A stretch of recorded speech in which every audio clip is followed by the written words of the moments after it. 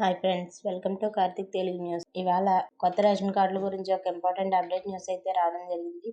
దీని గురించి మరిన్ని విషయాలు ఈ వీడియోలో తెలుసుకుందాం.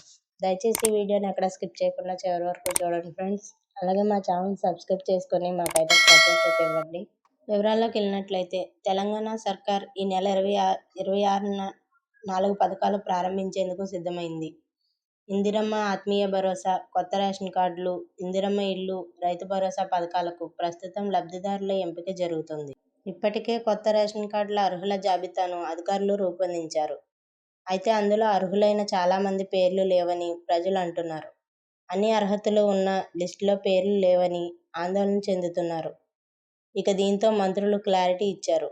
రేషన్ కార్డుల జారీ ప్రక్రియ నిరంతరాయంగా కొనసాగుతుందని, లిస్టులో పేరు లేకపోయినా ఆందోళన చెందాల్సిన అవసరం లేదని అన్నారు.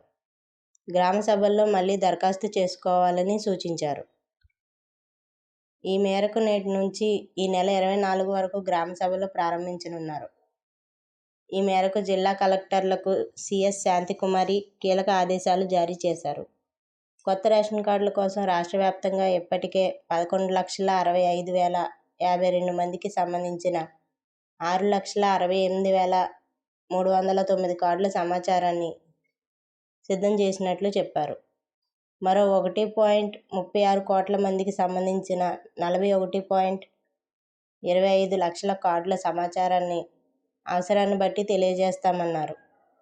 ఇక దీంతో పాటుగా నేటి నుంచి జరిగే గ్రామ సభల్లో కొత్త రేషన్ కార్డుల కోసం దరఖాస్తులు తీసుకోవాలన్నారు. అలాగే కుటుంబ పెద్ద, ఇతర సభ్యుల ఆధార్ కార్డులు, అడ్రస్, ఫోన్ నెంబర్, కులానికి సంబంధించిన వివరాలు అందులో నమోదు చేయాలని సూచించారు.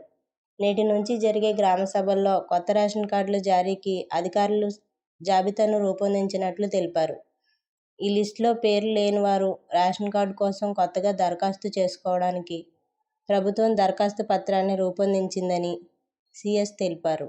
గ్రామ సభలో ఈ పత్రాన్ని నింపి అధికారులకు అందజేస్తే పరిశీలించి అర్హులకు రేషన్ కార్డులను అందించనున్నట్లు వెల్లడించారు. అందుకు సంబంధించిన సమాచారాన్ని ప్రజలు తమ వద్ద ఉంచుకోవాలని, హైదరాబాద్ వంటి నగరాలు, పట్టణాల్లోని వార్డుల్లో సభలు ఏర్పాటు చేయనున్నట్లు చెప్పారు. ఇక ఇందిరమ్మ ఇండ్ల పథకం కింద ఇల్లు లేని వారి దరఖాస్తుల సమాచారాన్ని కలెక్టర్లకు పంపించామని సిఎస్ తెలిపారు. వాటిని గ్రామ సభల్లో పరిశీలించాలని, గ్రామ సభల్లో కొత్తగా అర్హుల నుంచి అప్లికేషన్లు తీసుకోవాలని అన్నారు. కుటుంబ పెద్ద, ఇతర సభ్యుల వివరాలు అందులో నమోదు చేయాలని, ప్రజాపాలనా దరఖాస్తులను సైతం 4 పథకాలకు పరిగణలోకి తీసుకోవాలని అన్నారు. ఇటీవల పురపాలికలు, నగరపాలిక సంస్థల్లో విలీనమైన 156 పంచాయతీల్లో రైతు కూలీలకు సైతం ఆత్మీయ భరోసా పథకం వర్తిస్తుందని సిఎస్ వెల్లడించారు. సో ఫ్రెండ్స్, ఇదే update news. Thank you friends. Thanks for watching.